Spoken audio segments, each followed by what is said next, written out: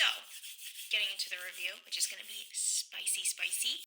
Today, I am going to talk about some of the products that I tried, I guess, in the last quarter and give like speed reviews or mini reviews. I think a lot of times in the speed reviews, a lot of the other YouTubers have like a ton of products to share. I am very much a normie person. I have 6 products in front of me. The first product I do not have on hand, I guess, right now.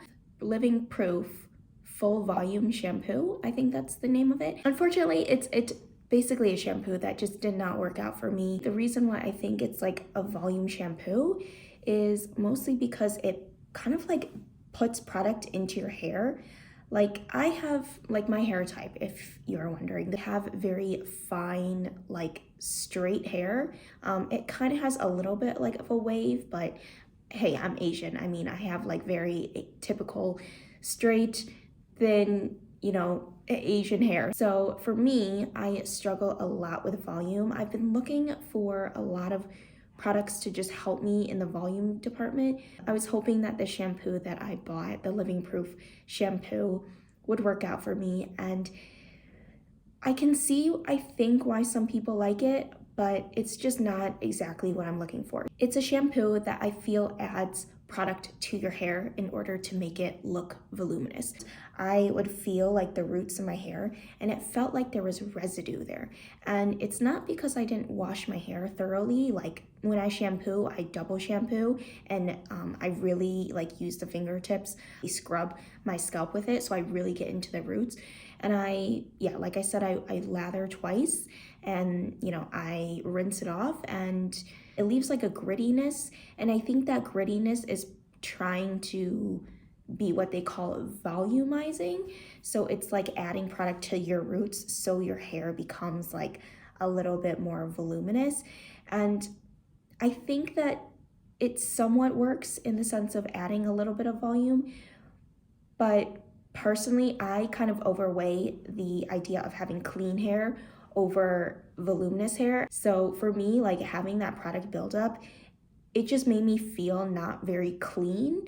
Like when I come out of the shower and I dry my hair, I want my hair to be like fluffy and light. And I just felt like the product buildup just made me like feel like what was the point of even taking a shower. And also what I'll be kind of doing, I'm not really sure if this is gonna become a thing on my channel, but it's just ease of mind for myself, just because I really like tracking things. For each of these products, I am going to give them basically a score out of 5. I'm not doing any half points, and I'm basically going to do a range from like 0 to 5. So like 0 being like this is a no-go, like absolutely not, to number 5 being, this is really great. I would probably, for my preferences, with the Living Proof shampoo, volumizing shampoo, I would probably give it like a 2 out of 5. The next product that I have is peeking through the side here. I've like basically aligned all the products in order of me talking about them to make it easier for myself. The next product is very similar in the sense of I was very much so like struggling to find products that will make my hair more voluminous. And this is another product that I got off of just, another recommendation here on YouTube. This is the OLAPLEX Volumizing Blow Dry Mist. It's in almost the exact same vein as like the Living Proof shampoo. It's a product that volumizes by adding product to your hair. So it says you can use this before you, blow dry your hair, and you can also use it, after your hair is dry and you just want a little extra oomph. So like if you have second day hair, you can spray this and then style your hair. I used it right after, maybe not right after, maybe like 30 minutes after I took a shower. I sprayed this on the roots, blow dried my hair, and I just think these volumizing products are just products that are basically putting stuff into the root of your hair and just trying to volumize it in that sense. I will say I think it's slightly better because it doesn't feel like it adds as much product like residue in my hair. Even though I'm spraying this like directly in the root, I still feel like the mist is a little bit fine, so the product buildup is a little bit finer than the shampoo. So I'll give it points for that. And yeah, I guess with my 5-point rating system, I'll probably put this 1 point higher. So I'll put this maybe at a 3 out of 5. Meh, it's okay. I'll still continue trying this out a little bit, but you know, this is a pretty large bottle, so it's probably gonna take me a while to go through. So the next product that I want to talk about is this product that you can also kind of see on the camera. This is probably like the most expensive lip product I've ever like had in my possession. Tom Ford, oh gosh, the text is so small. Slim Lip Color Shine, and this is in the color Iconic Nude. The packaging is super nice. It feels quite luxurious, and when you pull it out, it does look, you know, luxurious. I have a little bit on right now. I just kind of blurred it out a little bit. I don't have it like fully lip lined out and such like that. So there's the color. It's quite nice. I think it's quite a nice color for me. I think that this coloring works for me. I don't really know how to describe pinks. All I can say is that it's pink. This is basically the color. So, you know, if it's a color up your alley, then maybe. So yeah, I have it on my lips right now. I definitely sheared it out. So some of it is like my own lip color, and then some of it is this color right here, but that's what you get. So yeah, that's Iconic Nude. It is a little bit drier than I was kind of anticipating. I don't think it leaves like a very super glossy shine or anything like that. I mean, it's a beautiful color. It looks really pretty. I like the experience, to be honest, of like pulling it out and, you know, it looking pretty luxurious. But do I think it's worth how much I paid for it? Like $50, almost $60. I think it could be close to $60. No, I don't think it's worth $60. Like, this is a lot for a lip product. It was a one-time thing. I do not buy products like this. It's nice. I'll use it for like, if I'm feeling like, you know, luxurious that day. Is this gonna be like a product I reach for on an everyday basis? Probably not, just because if I spend $60 on this, I don't think I want to use it up that quickly. So yeah, if you haven't already, you know, guessed, I'll probably rate this maybe like a 4 out of 5. I think part of it is me compensating and thinking that like I'm giving it a higher rating just because I spend so much money on this. So it's got to work, but I'm definitely knocking it down a point just because how expensive it is. I'm not going out and buying like another one of these anytime soon. All right, next product here. We're kind of winding it down with the skincare items. I have 3 more skincare items left. The SK2 Essence. Is this the Essence? Facial Treatment Essence, yes. I don't know where Patera comes in, but is that the name of this? Sure, whatever. You guys probably know about this. I was super excited to get this because like the full size bottle is a lot of money. My quick review on this is that I don't quite get it. I think it's nice. I haven't really noticed anything crazy about it. Like, given the price and given the reviews, I was kind of expecting quite a lot from this, to be honest.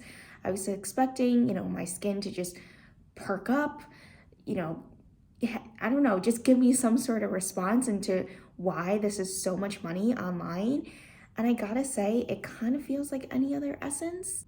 Do I think it's overhyped?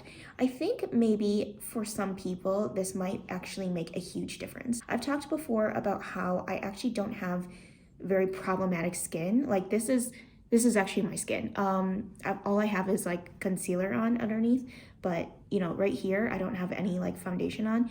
So in that sense, I'm very happy with the skin that I have. I'm not really looking to improve like drastically with my skin because I'm pretty happy with it in its current stage. So I would say maybe for me, I'm not noticing a huge difference, but maybe if like you have really like a lot of problems with your skin, if you have like rosacea, if you have, I don't know, eczema, if you have acne prone skin, this might make a huge difference in your skin type. But for me, you know, it was okay. It wasn't terrible. It wasn't amazing. I didn't notice any huge differences, but that's basically where my thoughts are. I don't really notice a huge scent right now in the bottle, but I swear every single time I put this on my face, it has like a distinct smell. I think the very first time I used it, it had a smell, and I couldn't really figure out if it was like bad or if it was like neutral. Oh, did I give a score out of that? That was another meh, so I'll give it like maybe a 3 out of 5. Next product I have here is a product I was so excited to receive. I was excited to try the brand. I was excited to try the product because it seemed really cool. Mood talked about it. It looked beautiful on the models, so I was really excited. This is the MEDICUBE Collagen Jelly Cream for all skin types. So before I get into my review, it also comes with this thing that I've been holding. This is basically like a plastic spatula, so I guess if you don't want to actually touch the product, let's get into it, right? It's called a jelly cream, so as you can tell, it's basically a jelly. It looks exactly like a jelly, it feels like a jelly, and if I hold it upside down and I shake it, nothing will come out. Obviously, it's definitely playing into like the idea of it being a jelly. So, getting into the review, which is gonna be spicy, because I really dislike this product. I don't think I've ever been more upset with a product than this, or maybe just disappointed. I'm just so disappointed. Wait, no. You know what? No. I'm gonna fully commit. I'm gonna fully commit and say that I'm really disappointed in this product. It's not my jam. I don't know how it's anybody's jam. I don't know who likes it, and I don't know. I don't even know how to start. The experience of putting it on. It's a jelly, it's fine. I knew kind of what I was going into, but here's where my first, I guess, point of concern was when I put it to my face. I put it on my face, then I was like rubbing it in. I'll basically do a simulation. So I put it on my face, I was rubbing it in, and then I was like, okay, it's okay. You know, I'm rubbing it in, I'm rubbing it in, I'm rubbing it in. Oh, it's like dragging a little bit. It's kind of like sticky a little bit. Okay, well, how come it's not sinking in? It's not sinking in.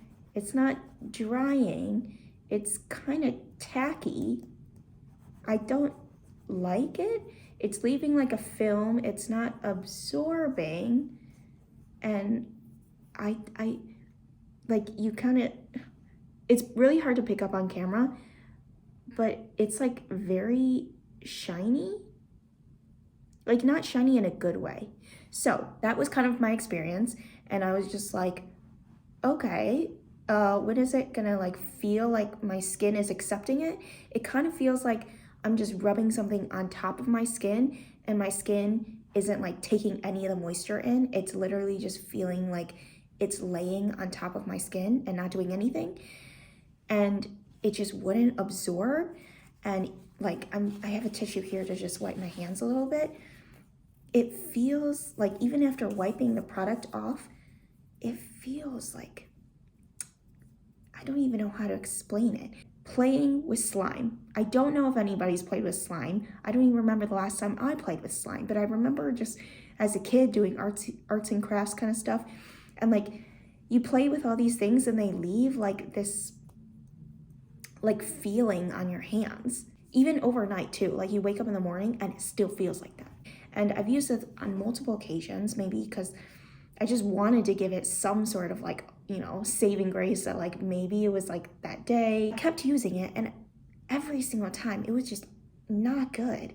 I started to use it on my hands as like a way to actually go through this product. It's what they say, you know, if there's skincare products that you don't like on your face, use it on your body, all that kind of stuff. So I was using it on my hands before bed, and got up out of bed. I went to the bathroom to wash my hands and take off the product. Don't know why anybody likes this product. If somebody has a positive review of this, I just want to know why. Here's the thing.